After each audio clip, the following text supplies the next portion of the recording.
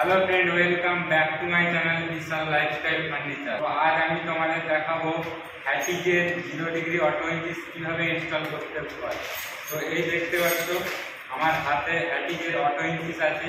তো এটা কিভাবে আমরা পাল্লাতে ইনস্টল করব এবং পাল্লাটা আমরা ওয়ার্ডরোবে কিভাবে লাগাবো পুরো ডিটেলসে তোমাদেরকে ভিডিওটা দেখাবো। পুরো ভিডিওটা তোমরা দেখতে থাকো। পুরো ভিডিও দেখতে থাকলে তোমরা বুঝতে পারবে কিভাবে আমরা ইঞ্চিস ইনস্টল করছি।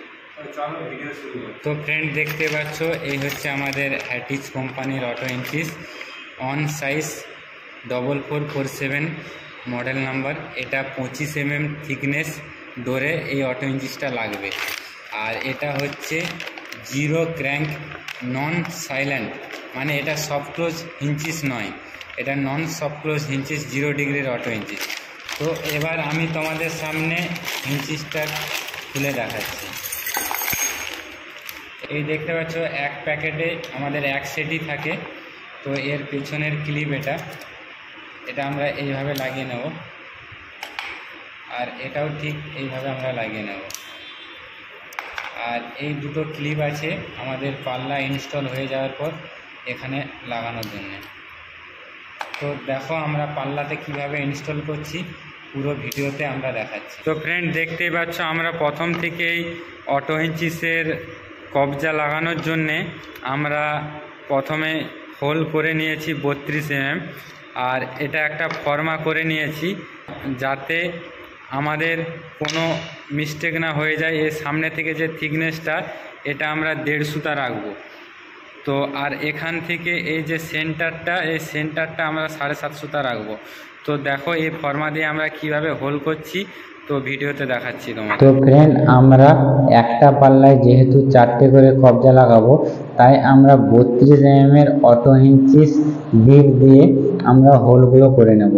আর হোল করার সময় অবশ্যই আমরা ফর্মাটা আঁশের লেবেল করে ধরে আমরা হোল করব, যাতে আমাদের কোনো প্রকারের মিস্টেক না হয়ে যায়। আর এইভাবে পাল্লাতে আমরা 4টে হোল করে, আর 4টে হোলে আমরা 4টে কবজা বোস করিয়ে নেব। আর 4টে কবজা ঠিক স্ক্রু টাইট করার সময় আমরা বাটাম ইউজ করব।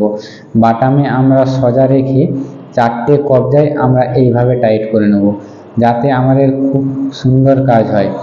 আর আমরা এতে যে স্ক্রুটা ইউজ করব 19/6 SS স্ক্রু।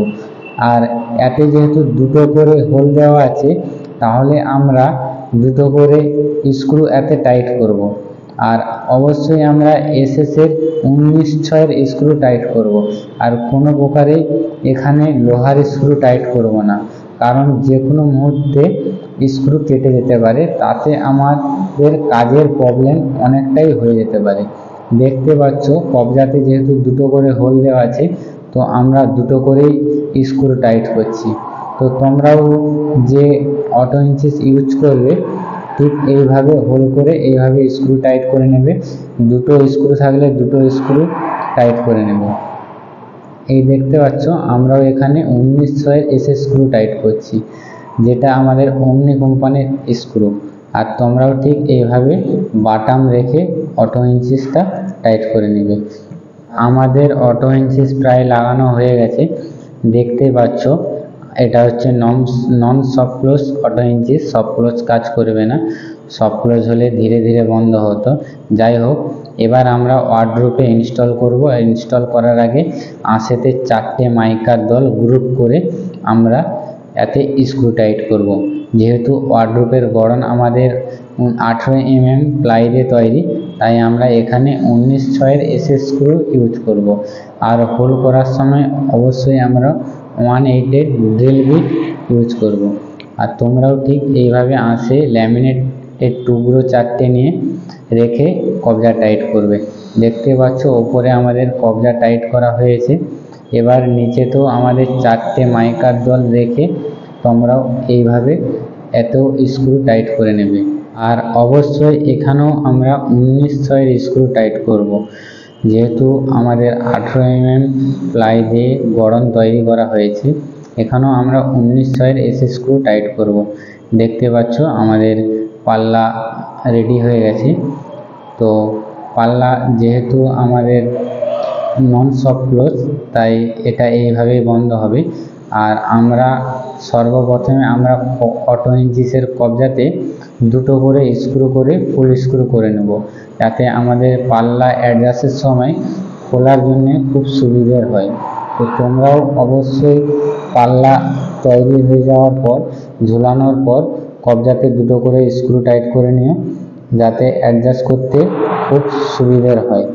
দেখতে পাচ্ছ আমরাও এখানে কবজাতে দুটো করে স্ক্রু দেওয়া আছে, তো দুটো করে স্ক্রু টাইট করে নিয়েছি। আর আমাদের পাল্লা অবশ্যই পুরো রেডি হয়ে গেছে। এবার আমরা এখানে পুরো পাল্লা ফিনিশ করে আঁশেতে বিট লাগিয়ে তোমাদের দেখাচ্ছি। তো ফ্রেন্ড দেখতে পাচ্ছ আমরা পাল্লার আঁশে লিপিং বিট ইউজ করেছি, আর আমাদের পাল্লা নাস্তিকিন পাল্লা হয়েছে। পাল্লা আমাদের পুরোটাই রেডি। তো ফ্রেন্ড ভিডিও ভালো লেগে থাকলে অবশ্যই ভিডিও শেষে একটি লাইক করে চ্যানেলটি সাবস্ক্রাইব করে নিও, যাতে আমি যত নতুন ভিডিও আপলোড করব সবার আগে তোমাদের কাছে পৌঁছায়। ধন্যবাদ।